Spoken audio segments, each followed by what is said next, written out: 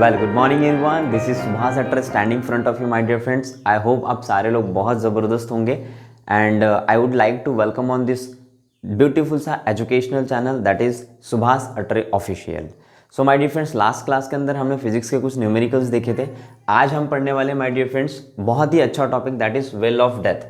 Rotational dynamic का ये topic है that is well of death. इसमें हमने यहाँ पर कुछ लिखा हुआ है, derive the expression for minimum speed necessary to keep the rider from falling down in well of death. तो माय डियर फ्रेंड्स, हमने मैक्सिमम मिनिमम स्पीड का एक्सप्रेशन डिराइव किया है ना। उससे पहले हमने मैक्सिमम सेफ स्पीड का एक्सप्रेशन डिराइव किया है, फिर v equals to under root R G tan theta का एक्सप्रेशन डिराइव किया। आज जो हम टॉपिक पढ़ रहे हैं वो है मौत का कुआं, मतलब हिंदी में अगर समझाओ तो मौत का कुआं। आपने कभी मेले के अंदर गए होंगे और वहाँ पर आपने देखा होगा कि एक राइडर होता है जो एक कुएं के अंदर, एक वेल के अंदर बाइक राइड कर रहा होता है। लेकिन कभी कभी ये सवाल आता है हमारे मन के अंदर कि यार ये बंदा गिरता क्यों नहीं, ये फॉल डाउन क्यों नहीं होता। तो माय डियर फ्रेंड, उसी के पीछे हम ये कॉन्सेप्ट अभी पढ़ने वाले हैं। बड़े ध्यान से इस वीडियो को सुनना, समझना, और बहुत ही इंटरेस्टिंग टॉपिक है, ठीक है। सो क्या लिखा हुआ है यहाँ पर, जरा ध्यान से पढ़िएगा। Derive the expression for minimum speed necessary to keep the rider from falling down in the well of death. मतलब हमें स्पीड का एक्सप्रेशन डिराइव करना है, मतलब ऐसी कितनी मिनिमम स्पीड होती है जिससे वो जो राइडर होता है कुएं के अंदर वो फॉलिंग डाउन नहीं होता। तो वो क्या स्पीड होती है, तो उसी का एक्सप्रेशन हम यहाँ पर क्या करने वाले हैं, डिराइव करने वाले हैं, ठीक है। सो ध्यान से इस एक्सप्रेशन को समझने की कोशिश करना। तो सबसे पहले हम क्या कर लेते हैं, कंसिडर कर लेते हैं एक सिलेंड्रिकल वॉल, मतलब एक सिलेंडर, वर्टिकल सिलेंडर कंसिडर कर लेते हैं जिसमें राइडर क्या कर रहा है, बाइक को राइड कर रहा है, ठीक है।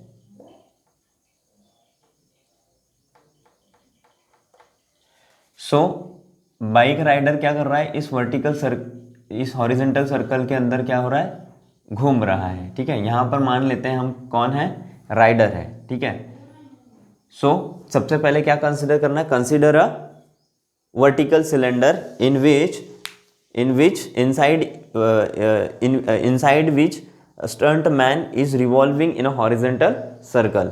मतलब बाइक राइड कर रहा है in a horizontal circle in this cylindrical vertical cylinder, okay. So सबसे पहले हम लिखेंगे consider a vertical cylinder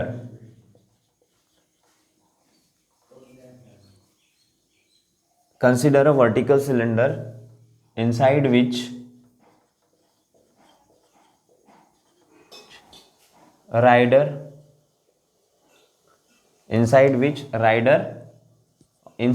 a stunt man, उसको क्या बोलेंगे हम, stunt man. Consider a vertical cylinder inside which a stunt man riding a vehicle in a horizontal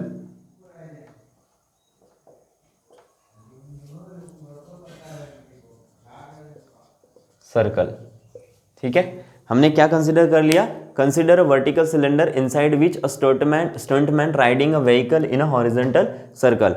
हम क्या कर रहे हैं, एक वर्टिकल सिलेंडर कंसिडर कर रहे हैं जिसमें क्या है, ये मौत का कुआं है सपोज। इसमें क्या कर रहा है, जो स्टंट मैन है वो क्या कर रहा है, अपनी व्हीकल को चला रहा है इन अ हॉरिजॉन्टल सर्कल, ये मान लिया। तो माय डियर फ्रेंड्स, इस फिनोमिना के अंदर हमें क्या देखना है कि इस फिनोमिना के अंदर कितने फोर्सेस स्टंटमैन के ऊपर एक्सर्ट हो रहे हैं। तो हम ये जो हॉरिजॉन्टल सर्कल है उसका रेडियस क्या मान लेते हैं, आर मान लेते हैं। क्या मान लेते हैं, आर, ठीक है। And this is the centre of circle that is O मान लेते हैं, ठीक है। अब इस स्टंटमैन के ऊपर हमें देखना है कि कितने फोर्सेस एक्ट हो रहे हैं। तो देखो, मुझे तो पहला फोर्स नजर आ रहा है कि स्टंटमैन के ऊपर एक नॉर्मल रिएक्शन एक्ट होगा। पहला फोर्स क्या है, नॉर्मल रिएक्शन, जो कि perpendicular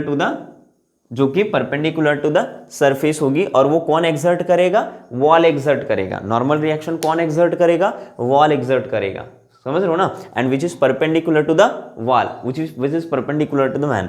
so normal reaction act होगा, जो कि डायरेक्शन किस साइड होगा उसका, toward the centre of circle होगा, that is what, N. Normal reaction किधर एक्ट होगा, toward the centre of circle, क्योंकि मैन ऐसा है ना, वॉल के ऊपर कैसा है मैन, स्टंट मैन ऐसा है, ऐसा घूम रहा है वो, तो नॉर्मल रिएक्शन कैसे एक्ट होगी, ऐसी होगी, because due to the surface, due to the wall of this cylinder, right. So इस तरीके से नॉर्मल रिएक्शन एक्ट होगा। ये हो गया हमारा पहला फोर्स जो कि इसके ऊपर एक्ट होगा। और नॉर्मल रिएक्शन का कॉन्सेप्ट क्या है, always perpendicular to the surface, हमेशा याद रखना, ठीक है, and exerted by the surface. So अभी सरफेस क्या है हमारा, ये है, तो exerted by the surface, exerted by the wall, तो किधर आएगा, टूवर्ड द डायरेक्ट टूवर्ड। तो सबसे पहले हम क्या लिखेंगे, the forces acting on the forces acting on दी, बस ध्यान से इस वीडियो को अच्छे से सुनिएगा टिल द एंड, तो आपको पूरी चीजें समझ में आएगी। The forces acting on the rider are, पहला फोर्स कौन सा एक्ट हो रहा है, normal reaction, normal reaction exerted by the wall of cylinder, exerted by the wall of well, या फिर सिलेंडर, अगर हमने यहाँ पर सिलेंडर कंसिडर किया है तो सिलेंडर लिख लेते हैं, okay. So normal reaction exerted by the wall of cylinder, ठीक है, which is radially inward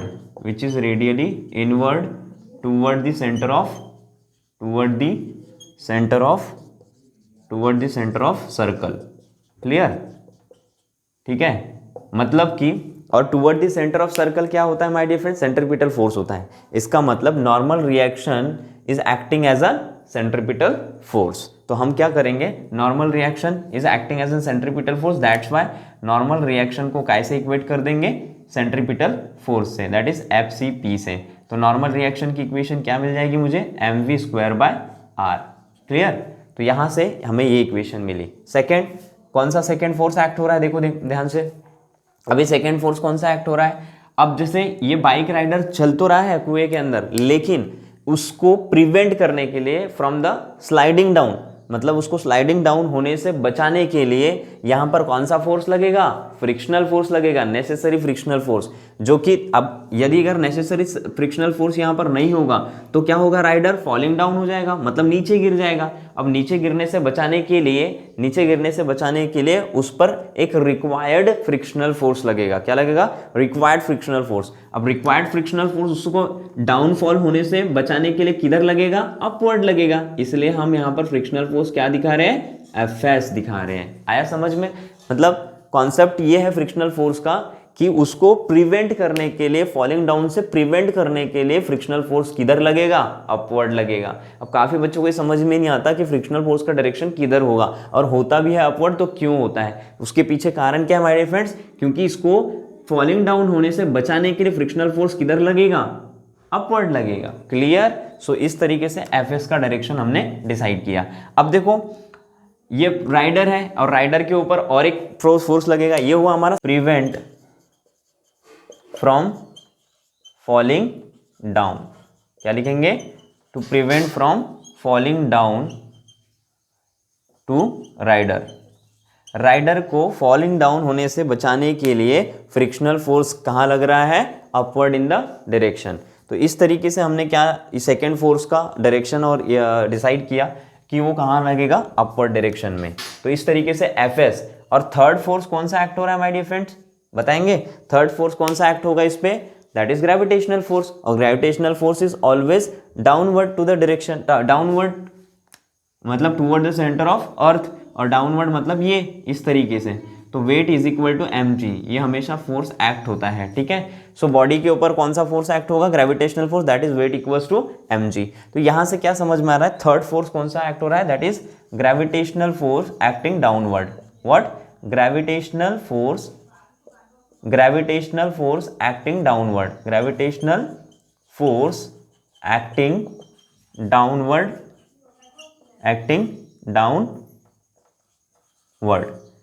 that is what, अगर हमको Fs अपवर्ड मिल रहा है और वेट डाउनवर्ड मिल रहा है तो हम क्या बोल सकते हैं कि Fs balances by the weight mg, क्या लिख सकते हैं हम, Fs balance by weight mg, and gravitational force acting downward, that is what, weight is equal to mg। तो या इतना समझ में आया। तो माय डियर फ्रेंड्स, यहाँ पर समझने वाली क्या बात है कि आपको वेल ऑफ डेथ के अंदर ये पता होना चाहिए, अगर ये डायग्रामेटिकली अगर कॉन्सेप्ट आपको क्लियर है तो ऑटोमेटिकली आप कभी भी है ना आप भूलोगे नहीं। सो यहाँ पर क्या बोल रहा है कि 3 फोर्सेस एक्ट हो रहे हैं। कौन सा? पहला फोर्स क्या हो रहा है? Normal reaction. सेकेंड फोर्स क्या है? Frictional force. और थर्ड फोर्स क्या है? Gravitational force, that is weight equals to mg। तो हमें अभी डिराइव करना माय डियर फ्रेंड्स कि ऐसी कितनी मिनिमम स्पीड होगी जिससे राइडर फॉलिंग डाउन नहीं होगा। तो वो मिनिमम कैसे निकालेंगे? तो ध्यान दो, अभी देखो यहां पर क्या हो रहा है, पहली इक्वेशन तो n इक्वल्स टू mv²/r निकाल लिया हमने। अब fs is equal to mg हो रहा है, लेकिन we know that frictional force का फॉर्मूला क्या होता है माय डियर फ्रेंड्स? जरा याद करो, मैंने बताया था फ्रिक्शनल फोर्स का फॉर्मूला होता है mu into mg, that is mu n भी बोल सकते हैं हम। तो फ्रिक्शनल फोर्स का फॉर्मूला होता है fs equal to mu s into n। fs is equal to mu s into n। इसको इक्वेशन नंबर हम क्या दे देते हैं? 2 दे देते हैं, ठीक है। और यहां पर इस डायग्राम में देखो fs किसको बैलेंस कर रहा है? mg को बैलेंस कर रहा है, वेट को। तो हम from figure we can write over here, from this figure we can write over here, क्या लिख सकते हैं हम? fs is equal to mg। क्या लिख सकते हैं? fs is equal to mg। तो इसको इक्वेशन नंबर 3 देते हैं। अब देखो इक्वेशन 2 एंड इक्वेशन 3 में fs को हम रिप्लेस कर सकते हैं mg से। fs को हम इस fs को रिप्लेस कर सकते हैं हम किससे? mg से। और n की जगह हम क्या लिख सकते हैं? mv²/r। तो हम क्या लिखेंगे? From equation 1, 2 and 3 implies, from equation 1, 2 and 3 implies fs replaced by mg। fs को रिप्लेस करते हैं mg से। तो मैंने कर दिया mg fs को, फिर म्यूएस को जैसे का वैसा लिख दिया, और n को रिप्लेस किया मैंने mv²/r से। क्लियर? n को रिप्लेस किया किस चीज से? mv²/r से। तो देखो m से m क्या हो गया? कैंसिल। और हमें क्या एक्सप्रेशन, किसका एक्सप्रेशन डिराइव करना है? Derive the expression for minimum speed. Speed मतलब v। v को एक साइड कर दो, बाकी टर्म को एक साइड कर दो। तो यहां से हमने क्या निकाला? देखो v² is equal to r divide में है, इधर चले जाएगा तो rg हो जाएगा, और म्यूएस न्यूमरेटर में है तो ये आएगा तो डिनोमिनेटर में हो जाएगा। तो v is equal to under root of क्या मिल जाएगा? rg by mu s। तो माय डियर फ्रेंड्स ये हुआ हमारा मिनिमम स्पीड का एक्सप्रेशन। इस तरीके से हमने डिराइव किया। मतलब ये कौन सी स्पीड है माय डियर फ्रेंड्स? ये एक ऐसी स्पीड है जिस स्पीड से यदि अगर राइडर गाड़ी चलाए तो वो फॉलिंग डाउन नहीं होगा। This is what, this is the minimum speed by which rider अगर गाड़ी चलाए तो वो राइड फॉलिंग डाउन नहीं होगा। It's this velocity, this speed which prevent rider from falling down in the well of death. तो इस तरीके से माय डियर फ्रेंड्स ये वेल ऑफ डेथ का एक्सप्रेशन है। समझ में आया तो इसका स्क्रीनशॉट ले लो, और ऐसे ही अगर नेक्स्ट वीडियोस चाहिए तो लाइक, शेयर और सब्सक्राइब ज़रूर करिए, और अपने ज़्यादा से ज़्यादा फ्रेंड्स तक इस वीडियो को शेयर करिए। Thank you so much, thanks a lot for watching this video till the end. अगर ऐसे ही वीडियोस चाहिए तो सब्सक्राइब ज़रूर करिए। Thank you.